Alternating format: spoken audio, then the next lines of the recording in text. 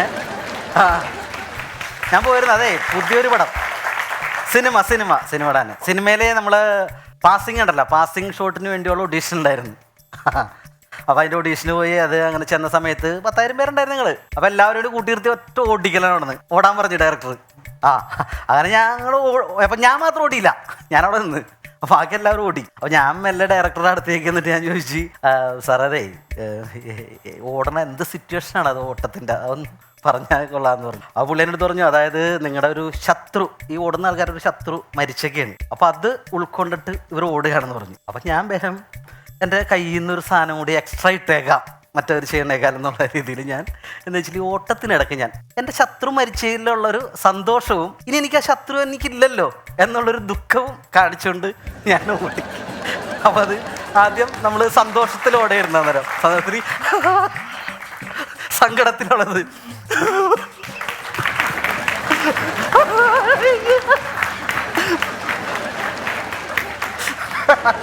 അങ്ങനെ ഞാൻ ഓടി വന്ന് ഇത് പുള്ളി കണ്ടുവയ്ക്കണോ, ഡയറക്ടർ കണ്ടുവയ്ക്കണോടാ. അപ്പോൾ ആ സമയത്ത് ഡയറക്ടറിൻ്റെ അടുത്ത് വന്നിട്ട് ചോദിച്ച്, ഡയലോഗ് തന്നാൽ ചെയ്യുമോ എന്ന് ചോദിച്ചു. അപ്പോൾ ഞാൻ പറഞ്ഞു, അത്യാവശ്യം ഡയലോഗ് ചെയ്യും ഞാൻ, അത്യാവശ്യം കഴിവുള്ള ആളാണ് എന്ന് പറഞ്ഞ്.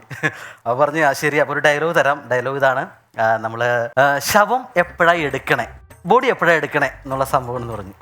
ഓക്കെ ഞാൻ ചെയ്യാം. ബാക്കി എല്ലാവരും അവിടെ പറഞ്ഞത് നോർമലായിട്ട്, ഈ 1000 പേര് നോർമലായിട്ട് പറഞ്ഞു. അപ്പോൾ എന്നെ കൊണ്ട് പറയിപ്പിച്ചു. ഞാനൊരു ട്രിക്ക് അവിടെ വീണ്ടും ഞാനൊരു സാധനം ചെയ്യാറ്, ഇതുവരെയും വരാത്തൊരു പാറ്റേൺ എനിക്ക് അവിടെ പിന്തുടർന്ന് പോകണമെന്നുണ്ടായി.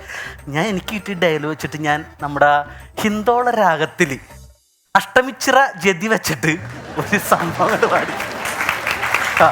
അപ്പോൾ ഞാൻ സംഭവം എപ്പോഴാ ബോഡി എടുക്കണേ,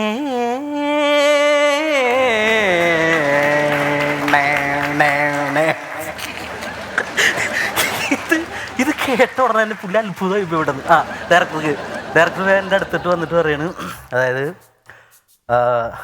നന്നായിട്ട് പാടുന്നുണ്ടല്ലോ, സംഗീതം പഠിച്ചിട്ടുണ്ടോ എന്ന് ചോദിച്ചു. അപ്പോൾ ഞാൻ പറഞ്ഞു, അത്യാവശ്യമൊക്കെ ആയിട്ട് ഞാനൊരു 10-35 കൊല്ലം സംഗീതം പഠിച്ചാണെന്ന് പറഞ്ഞു. അപ്പോൾ പറഞ്ഞു, അങ്ങനെ ഒരു കാര്യം ചെയ്യും, ഈ സിനിമയുടെ മ്യൂസിക് ഡയറക്ടർ ആയിക്കൂടെ എന്ന് ചോദിച്ചു. പാസിങ് ഷോട്ടിന് വന്നതാണ് മ്യൂസിക് ഡയറക്ടറായി. അപ്പോൾ ഞാൻ പറഞ്ഞാൽ ചെയ്യാം, കുഴപ്പമില്ല എന്ന് പറഞ്ഞു. നേരെ സ്റ്റുഡിയോയിൽ ചെന്നു കഴിഞ്ഞപ്പോൾ നമ്മുടെ ദാസേട്ടനും MG അണ്ണനും വന്ന് നിൽപ്പുണ്ട് സ്റ്റുഡിയോയിൽ. അപ്പോൾ എൻ്റെ പാട്ടെന്ന് പറയുന്നത് അറിയാലോ, എല്ലാത്തിനും പുതുമയാണ്, കാരണം ഞാൻ ടഫ് സാധനങ്ങൾ ഇട്ട് കൊടുത്ത്. അപ്പോൾ അവിടെ ദാസേട്ടനും MG ഒക്കെ മുൾമുനയിൽ നിൽക്കുക, കാരണം എൻ്റെ സോങ്ങിൻ്റെ കട്ടുണ്ട് ദാസേട്ടനൊക്കെ വിറക്കുക.